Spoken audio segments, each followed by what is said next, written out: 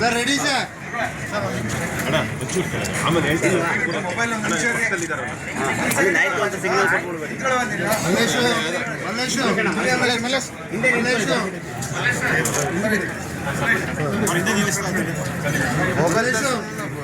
Sir ಮೇಲೆ ಎತ್ಬಿಡಿ sir ಲಾಕ್ಷರ್ ಅವ್ರ ಮೇಲೆ ಎತ್ಬಿಡಿ ಶ್ರೀಧರ್ ಅವ್ರ ಮೇಲೆ ಎತ್ತೆ ಕೇಳೋರು ಹಿಂದೆ ಬರೋಕೆ ಯಾವ್ದೋ ಕೈ ಮಲೆ ಸರ್ ಮೇಲೆ ಎತ್ತಿ ಅವ್ರನ್ನ ಮಲೆ ಸರ್ ಸರ್ ಮೇಲೆ ಎತ್ಬಿಡಿ ಸರ್ ಸಿಗಲ್ಲ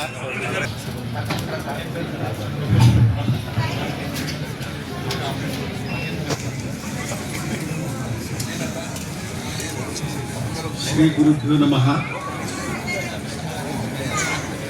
ಪ್ರೊಫೆಸರ್ ಎಂ ಕೃಷ್ಣೇಗೌಡ ಅವರ ಹೊಳೆಯ ಮರಳು, ಕೊಂಗೆ ನೆರಳು, ಯಾಲಕ್ಕಿ ಗೊನೆ, ಅವರೇ ಸೊನೆ ಈ ಕೃತಿಗಳ ಲೋಕಾರ್ಪಣೆ ಮತ್ತು ಅಭಿನಂದನಾ ಸಮಾರಂಭವನ್ನು ಉದ್ಘಾಟಿಸಿದ ನಮ್ಮ ನಾಡಿನ ಅಪರೂಪದ ರಾಜಕೀಯ ಮುತ್ಸದ್ದಿ ಹಾಗೂ ಕರ್ನಾಟಕ ವಿಧಾನಸಭೆಯ ಮಾಜಿ ಅಧ್ಯಕ್ಷರಾದಂಥ ಸನ್ಮಾನ್ಯ ಶ್ರೀ KR ರಮೇಶ್ ಕುಮಾರ್ ಅವರು ಈ ಕಾರ್ಯಕ್ರಮದ ಅಧ್ಯಕ್ಷತೆಯನ್ನು ವಹಿಸಿರುವ ನಮ್ಮ ನಾಡಿನ ಹೆಸರಾಂತ ಸಾಹಿತಿಗಳು, ಸದಭಿರುಚಿಯ ಚಲನಚಿತ್ರಗಳ ನಿರ್ದೇಶಕರು ಆಗಿರುವಂಥ ಹುಟ್ಟೂರಿಗೆ ಅಪಾರವಾದದ್ದನ್ನು ಸಲ್ಲಿಸುತ್ತಿರುವವರಾದ ಡಾಕ್ಟರ್ ಅಳತಿಹಳ್ಳಿ ಚಂದ್ರಶೇಖರ್ ಅವರೇ, ಮುಖ್ಯ ಅತಿಥಿಗಳಾಗಿ ಭಾಗವಹಿಸಿರುವ ಹಿರಿಯರು, ಹಿತೈಷಿಗಳು ಆಗಿರುವಂಥ ನಮ್ಮ ನಾಡಿನ ಸಾರಸ್ವತ ಲೋಕದ ಅಪರೂಪದ ತಪಸ್ವಿಗಳಾಗಿರುವಂಥ 30,000ಕ್ಕೂ ಹೆಚ್ಚು ಚೌಪದಿಗಳ ಕರ್ತೃವಾದಂಥ ಆದರಣೀಯ ಸನ್ಮಾನ್ಯ ಶ್ರೀ KC ಶಿವಪ್ಪ ಅವರೇ, ಇಂದು ಬಿಡುಗಡೆಯಾಗಿರುವಂಥ 4 ಕೃತಿಗಳ ಕರ್ತೃ ಹಾಗೂ ಅಭಿನಂದಿತರಾಗುತ್ತಿರುವಂಥ ಈ ಸಮಾರಂಭದ ಕೇಂದ್ರ ಶಕ್ತಿ ಮಾನ್ಯ ಪ್ರೊಫೆಸರ್ ಎಂ ಕೃಷ್ಣೇಗೌಡ ಅವರೇ, ಹಾಗೂ ಎಲ್ಲ ಅಭಿನಂದಿತರೇ, ವೇದಿಕೆ ಮೇಲೆ ಹಾಗೂ ವೇದಿಕೆ ಮುಂಭಾಗದಲ್ಲಿ ಆಸೀನರಾಗಿರುವಂಥ ಎಲ್ಲ ಗಣ್ಯ ಮಹನೀಯರೇ, ಸೌಹೃದಯ ಬಂಧುಗಳೇ, ಪತ್ರಿಕಾ ಮಾಧ್ಯಮದ ಸ್ನೇಹಿತರೇ, ತಮಗೆಲ್ಲ ನನ್ನ ಗೌರವಪೂರ್ವಕವಾದ ನಮಸ್ಕಾರ. ಈ ಸಂದರ್ಭದಲ್ಲಿ ಮೊಟ್ಟ ಮೊದಲಿಗೆ ವೈಯಕ್ತಿಕವಾಗಿ ಹಾಗೂ ತಮ್ಮೆಲ್ಲರ ಪರವಾಗಿ ಮತ್ತು ನಾಡ ಜನತೆಯ ಪರವಾಗಿ ಪ್ರೊಫೆಸರ್ ಎಂ ಕೃಷ್ಣೇಗೌಡ ಅವರಿಗೆ ಹಾರ್ದಿಕವಾದಂಥ ಅಭಿನಂದನೆಗಳನ್ನು ಸಲ್ಲಿಸುತ್ತೇನೆ.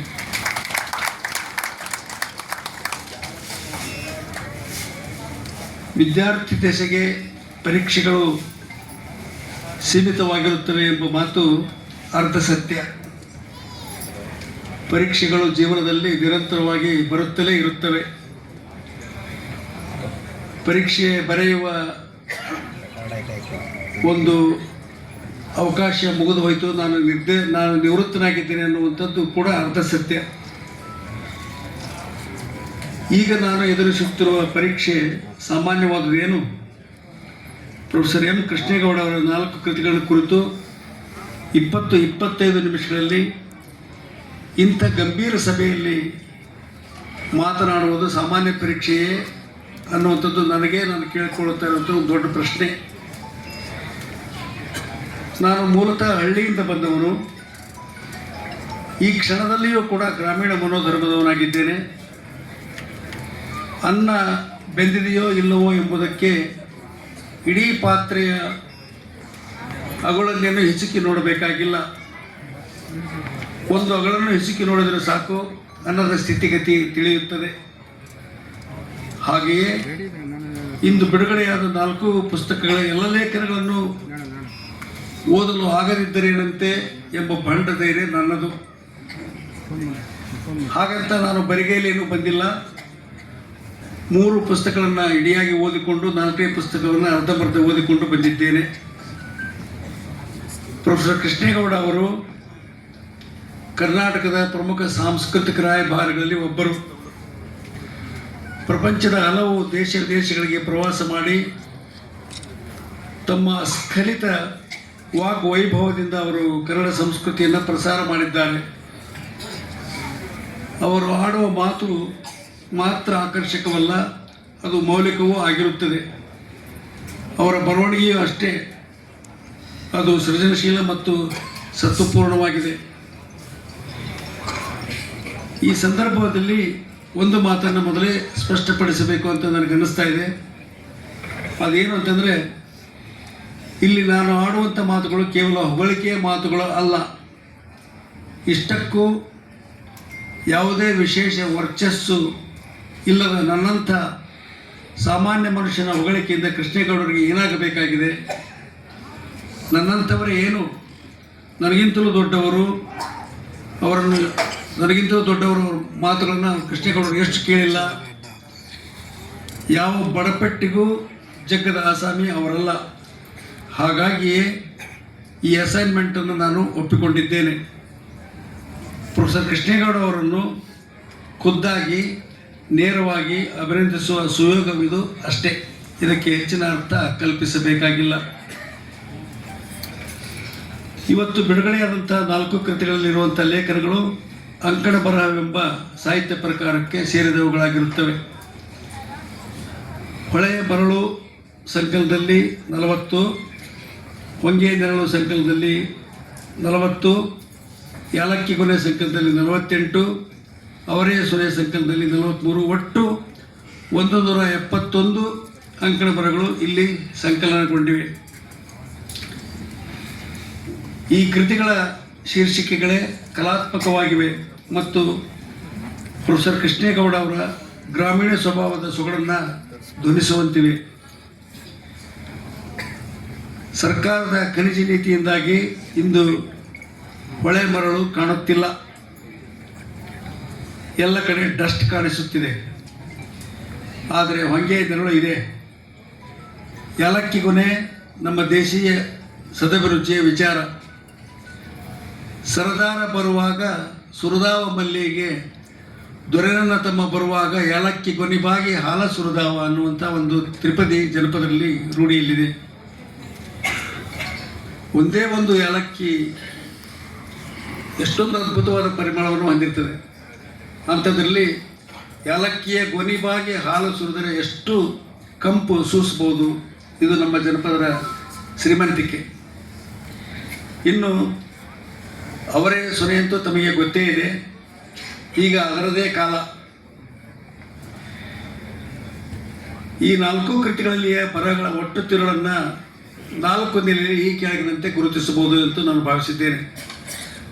ಮೊದಲನೇದಾಗಿ, ಈ 4 ಕೃತಿಗಳಲ್ಲಿ ತುಂಬಿ ತುಳುಕುವ ಗ್ರಾಮೀಣ ಅನುಭವ ಇದೆ. ಉತ್ಕಟವಾದ ಕನ್ನಡ ಪ್ರೇಮವಿದೆ.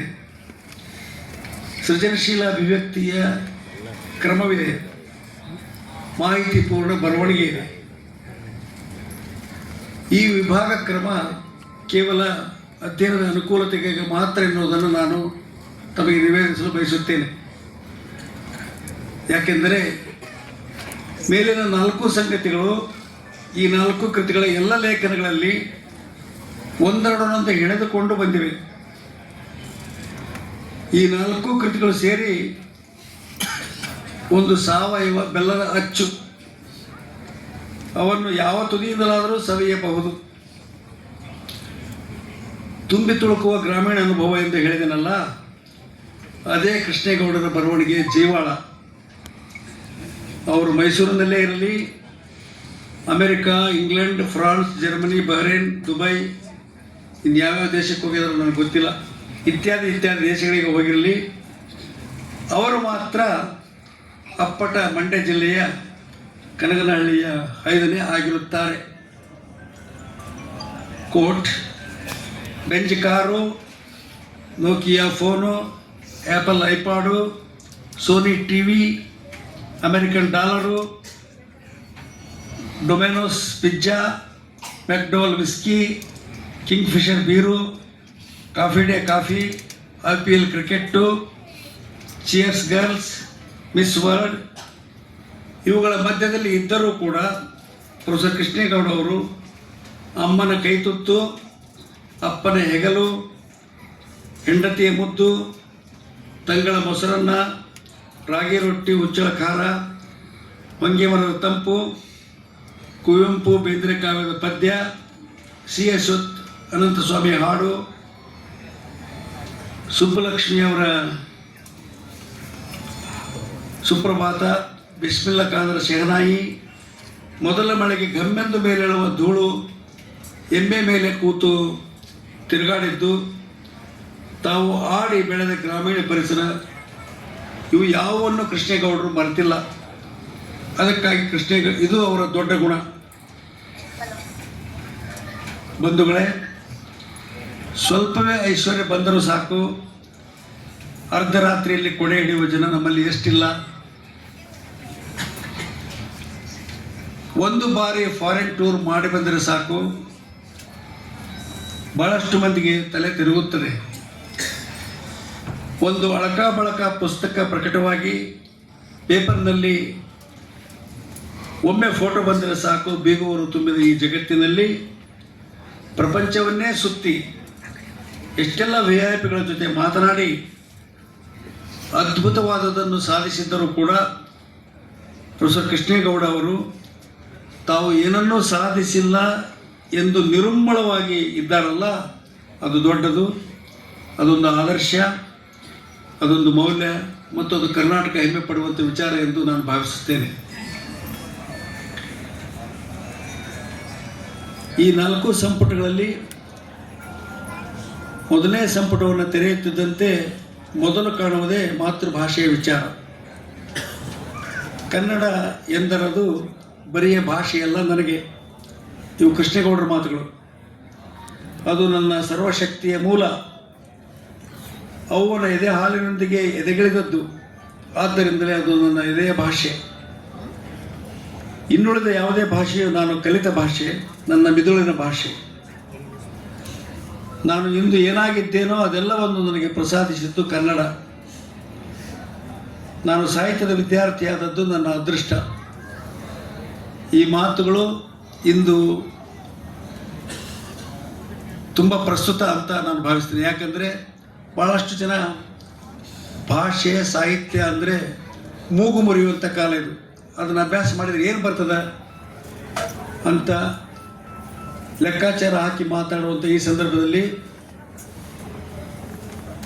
ಇವತ್ತು ನಾನು ಕನ್ನಡದಿಂದ ಏನೆಲ್ಲವನ್ನ ಕಂಡಿದ್ದೇನೆ, ಉಂಡಿದ್ದೇನೆ, ಸಾಧಿಸಿದ್ದೇನೆ ಅನ್ನುವಂಥದ್ದು ಮತ್ತು ನಾನು ಸಾಹಿತ್ಯದ ವಿದ್ಯಾರ್ಥಿ ಆದದ್ದು ನನ್ನ ಅದೃಷ್ಟ ಎನ್ನುವಂಥದ್ದು ನಕಾರಾತ್ಮಕವಾಗಿ ಮಾತನಾಡುವಂಥ ಜನರಿಗೆ ಒಂದು ಸ್ಪಷ್ಟ ಸಂದೇಶ ಅಂತ ನಾನು ಭಾವಿಸ್ತೇನೆ. ಈ 4 ಕೃತಿಗಳಲ್ಲಿ ಮೊದಲ ಕೃತಿಯ ಮೊದಲ ಬರಹವೇ ಕನ್ನಡ ಮಾತೃಭಾಷೆಗೆ ಸಂಬಂಧಿಸಿದ್ದಿದೆ, ಕನ್ನಡ ಮೀಡಿಯಂ ಎಂದು. ಇದೇನು ಕನ್ನಡದ ಬಗ್ಗೆ ಮಾತನಾಡುವಾಗ ಮೀಡಿಯಂ ಎಂಬ ಇಂಗ್ಲಿಷ್ ಪದ ಬಳಸುತ್ತಾ ಇದ್ದಾರಲ್ಲ ಕೃಷ್ಣೇಗೌಡರು ಎಂದು ಕೆಲವರಲ್ಲಿ ಪ್ರಶ್ನೆ ಮೂಡಬಹುದು. ಪ್ರೊಫೆಸರ್ ಕೃಷ್ಣೇಗೌಡರು ಸಿನಿಕರಲ್ಲ. ಅವರು ಕುವೆಂಪು, ದೇಜಗೌ ಅವರಂಥ ಹಿರಿಯ ಕನ್ನಡ ಪರಂಪರೆಗೆ ಸೇರಿದವರು. ಜೈ ಭಾರತ ಜನನಿಯ ತನುಜಾತೆ, ಜೈ ಹೇ ಕರ್ನಾಟಕ ಮಾತೆ. ರಾಷ್ಟ್ರೀಯತೆ ಮತ್ತು ಪ್ರಾಂತೀಯತೆ ಎರಡನ್ನೂ ಗೌರವಿಸುವ ಆದರ್ಶ ಕ್ರಮ ಕೃಷ್ಣೇಗೌಡರಿಗೆ ಪ್ರಿಯವಾದದ್ದು. ನಾನು ದೇಜಗೌ ಅವರ ಕುಲಪತಿಯ ಭಾಷಣಗಳು ಎಂಬ 4 ಸಂಪುಟಗಳನ್ನು ಓದಿ ಅಲ್ಲಿಯ ಸೂಕ್ತಿ ರೂಪದ ಮಾತುಗಳನ್ನು ಸಂಪಾದಿಸುತ್ತಿರುವಾಗ ಪ್ರೊಫೆಸರ್ ದೇಜಗೌ ಅವರು ಕನ್ನಡಿಗರಿಗೆ ಕೊಡುತ್ತಿರುವ ಸೂಚನೆಗಳನ್ನು ಕಂಡು ಬೆರಗಾದೆ. ಬೇರೆ ಬೇರೆ ಕೋಟ್ ದೇವರಗೌಡರ ಮಾತಿದು, ಬೇರೆ ಬೇರೆ ರಾಜ್ಯಗಳಿಂದ ಕರ್ನಾಟಕಕ್ಕೆ ವಲಸೆ ಬಂದವರು ಕನ್ನಡವನ್ನು ಕಲಿಯಬೇಕು, ಕನ್ನಡಿಗರೊಂದಿಗೆ ಒಂದಾಗಿ ಬಾಳಬೇಕು ಎಂಬ ಅವರ ಮಾತು ಸರಿಯೇ. ಅದಕ್ಕಿಂತಲೂ ಮುಖ್ಯವಾದ ಮಾತು ಎಂದರೆ ಕರ್ನಾಟಕದವರು ಬೇರೆ ಬೇರೆ ರಾಜ್ಯಗಳಿಗೆ ಹೋದಾಗ ಆಯಾ ರಾಜ್ಯ ಭಾಷೆಯನ್ನು ಕಲಿತು ಅಲ್ಲಿಯ ಮುಖ್ಯ ಪ್ರವಾಹದಲ್ಲಿ ಒಂದಾಗಿ ಬೆರೆತು ಚಂದವಾಗಿ ಬಾಳಬೇಕು. ಬಿಡುವಿನ ವೇಳೆಯಲ್ಲಿ ಕನ್ನಡ ಸಂಘ ಕಟ್ಟಿಕೊಂಡು ಕನ್ನಡ ಸಂಸ್ಕೃತಿಯ ಪ್ರಸಾರ ಮಾಡಬೇಕು. ಎಂಥ ಪ್ರಬುದ್ಧವಾದ ಮಾತು ಇದು. ಅಂದರೆ ಕನ್ನಡಿಗರ ಚಿಂತನೆ ಏಕಮುಖವಾದದ್ದಲ್ಲ. ಅಷ್ಟೇ ಏಕೆ, ಅದು ಪ್ರಾಂತೀಯತೆ, ರಾಷ್ಟ್ರೀಯತೆಯನ್ನು ಮೀರಿ ವಿಶ್ವಮಾನವತ್ವವನ್ನು ಪ್ರತಿಪಾದಿಸುವಂಥದ್ದು. ಇದರಲ್ಲಿ ಪ್ರೊಫೆಸರ್ ಎಂ ಕೃಷ್ಣೇಗೌಡರು ಶ್ರದ್ಧೆ, ನಂಬಿಕೆ ಇಟ್ಟುಕೊಂಡವರು. ಹಾಗಾಗಿಯೇ ಅವರ ಬದುಕಿನಲ್ಲಿ ಮತ್ತು ಅವರ ಬರವಣಿಗೆಯಲ್ಲಿ ಸಂಕುಚಿತ ಸ್ವಭಾವ, ಪ್ರತ್ಯೇಕತೆಯ ಭಾವ ಕಂಡುಬರುವುದಿಲ್ಲ. ಅದೊಂದು ಸುಸಂಸ್ಕೃತವಾದ ಮನಸ್ಸು, ವಿಶಾಲ ಮನೋಧರ್ಮ, ಪರಿಪಕ್ವ ವ್ಯಕ್ತಿತ್ವ. ಶಿವರಾಮ್ ಕಾರಂತರು ಹೇಳುತ್ತಾರೆ, ವ್ಯಕ್ತಿ ದೊಡ್ಡವನಾಗದ ಹೊರತು ಅವನ ಬರವಣಿಗೆ ದೊಡ್ಡದಾಗಲಾರದು ಎಂದು. ಈ ಹಿನ್ನೆಲೆಯಲ್ಲಿ ನೋಡುವುದಾದರೆ ಪ್ರೊಫೆಸರ್ ಎಂ ಕೃಷ್ಣೇಗೌಡರ ವ್ಯಕ್ತಿತ್ವ ಬಹಳ ದೊಡ್ಡದು. ಆದ್ದರಿಂದ ಅವರ ಬರವಣಿಗೆ ಕೂಡ ಗಾತ್ರ ಮತ್ತು ಪಾತ್ರ ಎರಡರಲ್ಲೂ ಅದು ಹಿರಿದಾಗಿದೆ ಅನ್ನುವಂಥದ್ದನ್ನು ತಾವೆಲ್ಲ ಬಲ್ಲವರಾಗಿದ್ದೀರಿ. ಸಮಕಾಲೀನ ಪ್ರಜ್ಞೆ, ಸಾಮಾಜಿಕ ಕಾಳಜಿ ಇಲ್ಲಿನ ಅಂಕಣ ಬರಹಗಳ ಮತ್ತೊಂದು ಗುಣ. ಹೆಣ್ಣಿನ ಮೇಲೆ ಇಂದು ಅತ್ಯಾಚಾರಗಳ ಸಂಖ್ಯೆ ಹೆಚ್ಚಾಗುತ್ತಿದೆ. ಯುವತಿಯರ ಮಾತಿರಲಿ, ಮಕ್ಕಳು ಮುದುಕಿಯರನ್ನು ಕೂಡ ಈ ಕಾಮಕ ಪ್ರಪಂಚ ಬಿಡುತ್ತಿಲ್ಲ. ಈ ಸಮಸ್ಯೆಯನ್ನು ಬಸುರಿನಲ್ಲಿರುವ ಮಗು ಮಾತನಾಡುವ ತಂತ್ರ ಬಳಸಿಕೊಂಡು ಬರೆಯಲಾಗಿದೆ. ತಮಗೆಲ್ಲ ಮಹಾಭಾರತದ ಕಥೆ ಗೊತ್ತಿದೆ.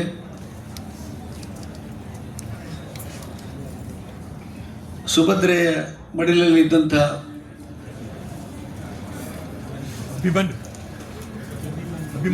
ಅಭಿಮನ್ಯು ಕೃಷ್ಣನ ಮಾತುಗಳನ್ನು ಕೇಳಿಸ್ಕೊಳ್ಳುವಂಥದ್ದು. ಈ ಬರಹದಲ್ಲಿ ಕಂಡುಬರುವಂಥ ಬಹಳ ಮುಖ್ಯವಾದ ಗುಣ ಏನಂತಂದರೆ, 6 ವಾರದಲ್ಲಿ ಮಗುವಿನ ಸ್ಥಿತಿ ಗರ್ಭದಲ್ಲಿ ಹೇಗಿರ್ತದೆ, 10 ವಾರದಲ್ಲಿ ಹೇಗಿರ್ತದೆ, 20 ವಾರದಲ್ಲಿ ಹೇಗಿರ್ತದೆ, ಹೇಗೆ ಅದು ತಾಯಿಯ ಆಹಾರವನ್ನು ಜೀರ್ಣಿಸಿಕೊಳ್ತದೆ, ಪ್ರಪಂಚದ ಮಾತುಗಳನ್ನು ಕೇಳ್ತದೆ ಅನ್ನುವಂಥ ವಿಚಾರಗಳನ್ನು ತುಂಬ ವೈಜ್ಞಾನಿಕವಾಗಿ ಕೃಷ್ಣೇಗೌಡರು ಹೇಳಿದ್ದಾರೆ.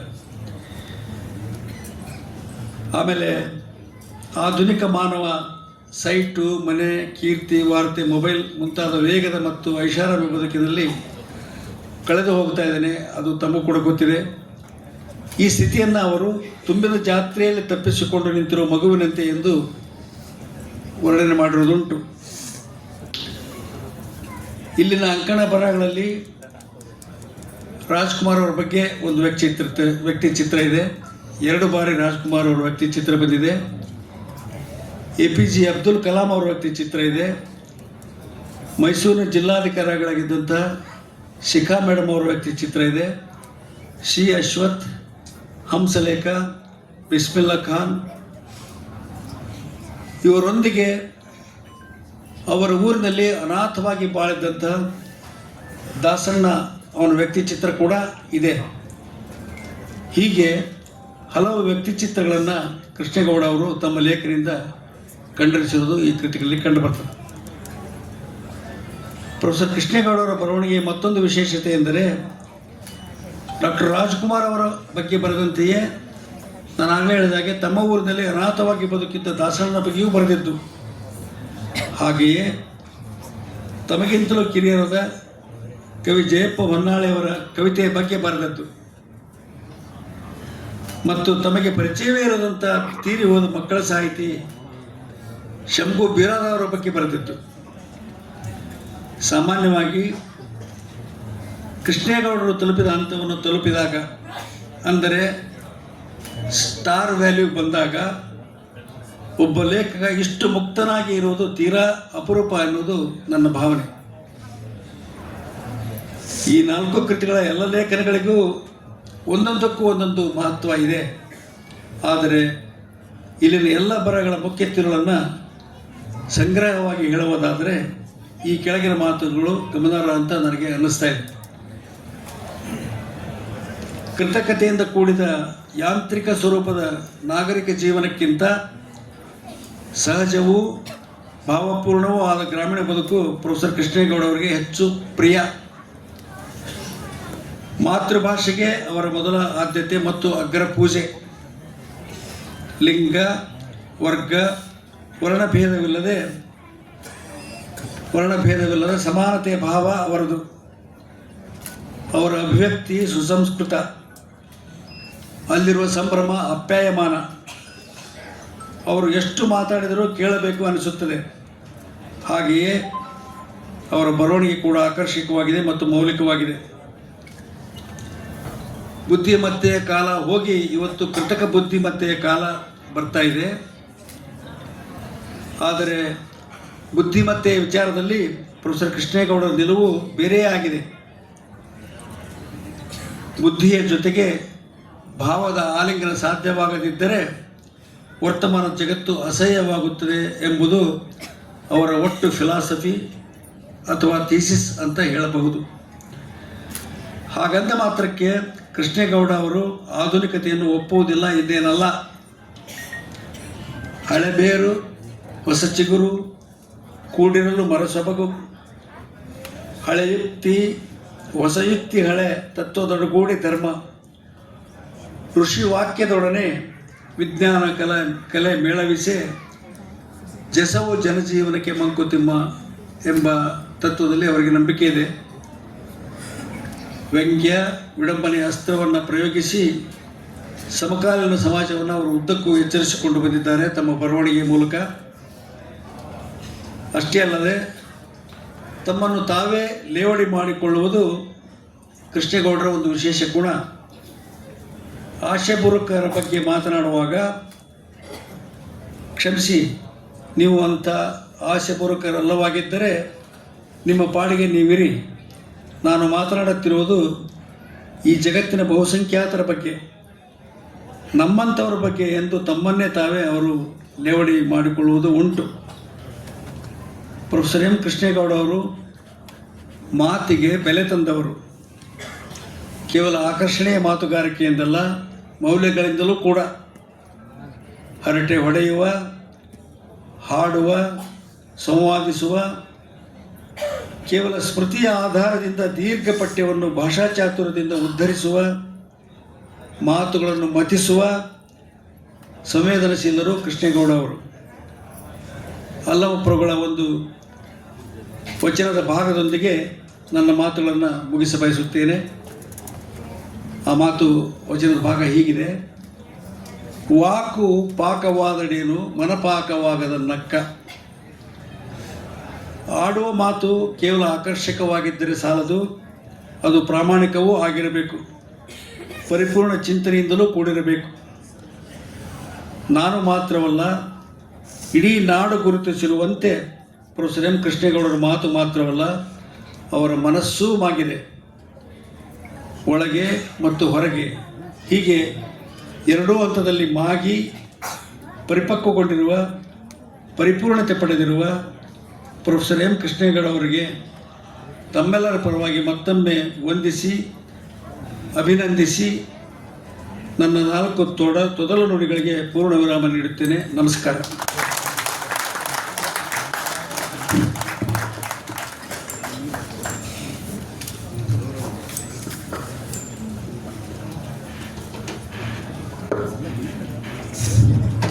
ಈ ಅಮೂಲ್ಯವಾದ ಪುಸ್ತಕವನ್ನು ನಮ್ಮೆಲ್ಲರ ಮುಂದೆ ಬಿಡುಗಡೆ ಮಾಡಿದ ಪ್ರೊಫೆಸರ್ ನೀಲಗಿರಿ ತಳವಾರ್ ಅವರಿಗೆ ಧನ್ಯವಾದಗಳು. ಈಗ ಡಿ ಮಾದೇಗೌಡರಿಗೆ ಪ್ರೊಫೆಸರ್ ನೀಲಗಿರಿ ತಳವಾರ್ ಅವರಿಗೆ ಗೌರವ ಸಮರ್ಪಣೆ ಮಾಡಲು ವಿನಂತಿಸುತ್ತೇನೆ.